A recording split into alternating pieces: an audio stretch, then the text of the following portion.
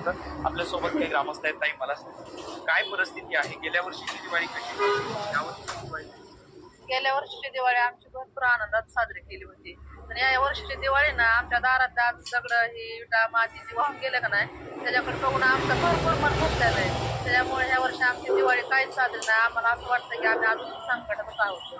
रांगोळ्या आणल्या, आकाशी ती काय ती हिथं पत्त्या ती आणलं होतं. यावर्षी पण त्या पत्त्या पण नाही आम्ही देवाशी पण नाही तुला काहीच नाही भेटल्या पण नाही. हिच्याच व्हायला असं करावा काहीतरी. खरं तर संपूर्ण देश गोडधोड खातोय, गोडधोड बनवलं जातंय. प्रत्येक घरात फराळीचं बनवलं जातंय. तुम्ही भाकरी बनवताय, भाजी बनवताय. काय काय वाटतं, काय नेमकं सरकारला काय? आता असं काय करायची इच्छाच व्हाय नाही, करू वाट नाही, काय व्हाय नाही. कापड नाही, चोपड नाही, लेकरं बाळे पाहुण्या रावळ्याचे आले तसेच आहेत. आता नाही आलं तर इज्जतीचा पंचनामा आपल्याच आहे. काय सांगतो काय शाळेत? मी 7वीला आहे. हे बघा ही माझी मामा काय दिवाळी कशी केली मामा? खूप छान केली. हा.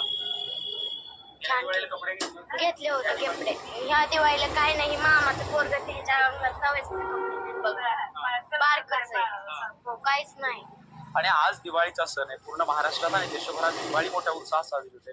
मात्र लाखीच्या घरामध्ये कुठलंही गोड जेवण नाही किंवा घरात दिवाळीचा, गावात दिवाळीचा उत्साह आपल्याला बघायला मिळतो. जय साबळेवाडी, जय महाराष्ट्र.